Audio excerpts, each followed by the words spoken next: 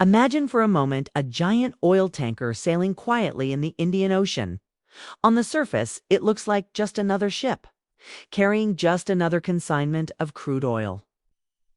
But its journey tells a story of global power politics, of sanctions and survival, of diplomacy and defiance. This is the story of sanctioned Russian oil ships finding their way into Indian ports, a saga that reveals the complexities of our times.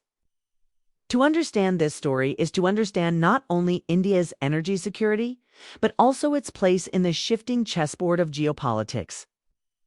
Let us begin at the heart of the matter. After Russia's actions in Ukraine, Western nations, especially the United States, European Union, and the United Kingdom imposed sweeping sanctions on Moscow. One of the most significant tools of pressure was targeting Russian oil. The idea was simple: starve Russia of the revenues that fund its war machine by cutting its access to global markets. Tankers carrying Russian oil were blacklisted. Insurers were banned from covering them.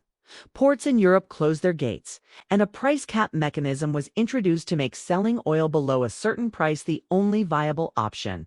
On paper, this was supposed to isolate Russia, punish it economically, and send a signal that aggression would not be rewarded. But in geopolitics, things are rarely so simple. Energy is not a luxury, it is the lifeblood of economies. For India, a rapidly growing nation of more than 1.4 billion people, oil is not optionally, it's essential. Every bus that carries workers, every factory that runs machines, every family that cooks with LPG cylinders depends on energy security.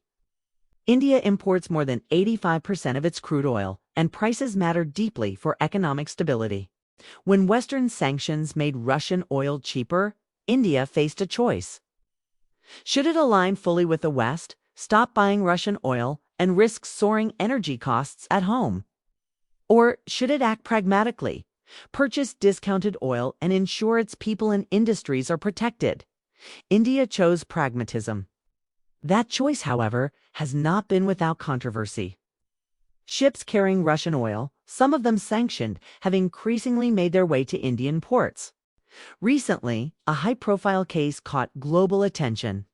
A sanctioned vessel carrying Russian crude was barred by Adani's Mundra port, but later redirected to Vadinar, where it discharged its cargo. To the casual observer, this might sound like just a logistical shuffle, but it actually represents the delicate dance India is performing on the global stage. On one hand, private entities like Adani Ports, exposed to Western financial systems, are cautious. They don't want to risk secondary sanctions that could hurt their global business. On the other hand, India as a sovereign nation has strategic reasons to keep importing Russian oil even from ships the West considers problematic. This tension between national policy and private compliance is just one layer of the complexity. There is also the larger strategic balancing act. India has historically maintained strong ties with Russia, going back to the Cold War era. Russia has been a reliable defense supplier, a strategic partner in international forums, and a counterbalance to China. To abruptly cut off Russian oil purchases would not only hurt India economically, but also strain a partnership that has served Indian interests for decades. At the same time, India's relationship with the United States and Europe has grown stronger in recent years, especially with shared concerns about China's rise. Energy decisions, therefore, are not just about barrels of oil. They are about balancing two major axes of global power without alienating either side. Now, let us consider what these sanctioned ships actually mean for India's ports. Indian ports like Vadinar, Jamnagar, Paradip, and others have increasingly become hubs where Russian oil finds a new lease of life. Some of this oil is refined in India and even re-exported, sometimes ironically, to countries that originally sanctioned it. In this sense, Indian ports are not just passive receivers of energy. They are becoming critical nodes in the rerouting of global oil flows. This enhances India's leverage. When you control a choke point in global supply chains, you gain bargaining power. But leverage can also attract scrutiny. Western policymakers look at India's rising role in the Russian oil trade with a mix of frustration and reluctant admiration. On the one hand, they complain that India is undercutting sanctions. On the other, they quietly acknowledge that Indian refiners are stabilizing global oil prices by keeping Russian crude flowing into markets. Think of the irony. The very sanctions meant to isolate Russia have created opportunities for India. Discounts on Russian crude sometimes run as high as $20 to $30 per barrel. For a country importing millions of barrels daily, these savings add up to billions of dollars. That money strengthens India's foreign reserves, eases the burden of subsidies, and helps tame inflation. At a time when energy costs are soaring globally, this is no small advantage. Critics say India is profiting from a war. Supporters say India is simply protecting its national interest. Both perspectives exist, and both capture a slice of the truth. But let us also acknowledge the risks. Dealing with sanctioned ships can expose Indian companies to financial penalties, reputational risks, and diplomatic pressure. The global financial system is still dominated by Western institutions. Insurance for shipping, letters of credit for trade, access to banking, all can be jeopardized if Washington or Brussels decides to crack down harder. This is why you see different behaviors across Indian stakeholders. Government-owned refiners may be more willing to take risks, while private players like Adani or Reliance tread cautiously, balancing profits with compliance. The state may signal resilience, but businesses calculate exposure. This divergence itself tells us how geopolitics filters down into corporate boardrooms. There is also a moral debate. Should India, as the world's largest democracy, be seen as giving Russia a financial lifeline during a conflict that has triggered immense human suffering? Western leaders frame it as an ethical question. Are cheap barrels worth the price of indirectly supporting Moscow?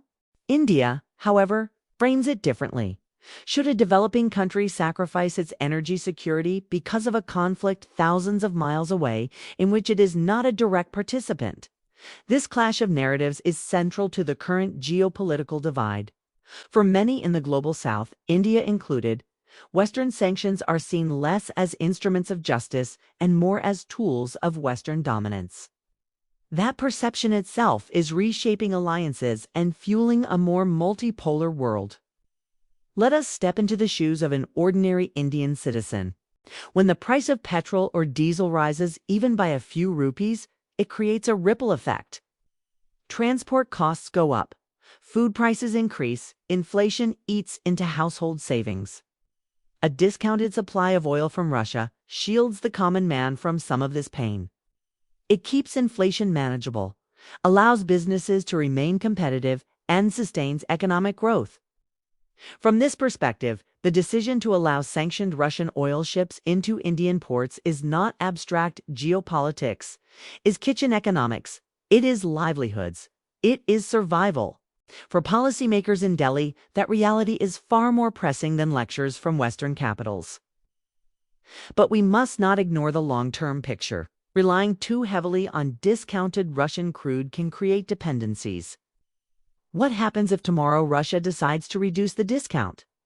Or if geopolitical shifts reduce India's room to maneuver?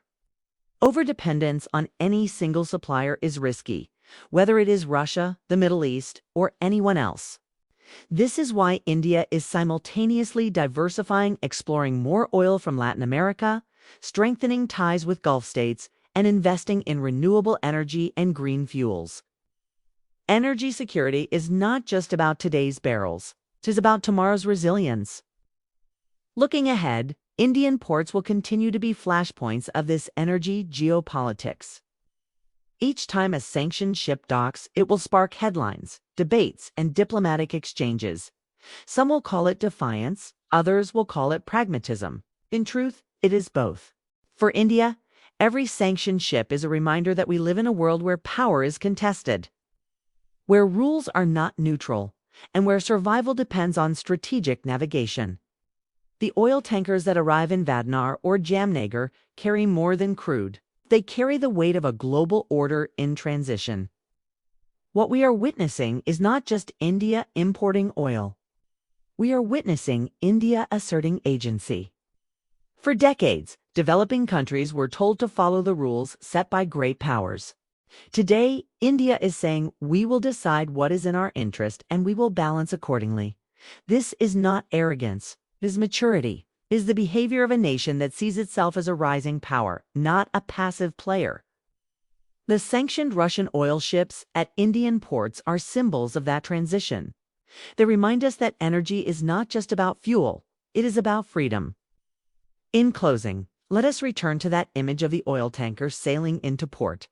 To some, it looks like a violation of sanctions. To others, it looks like a smart bargain. To India, it looks like necessity.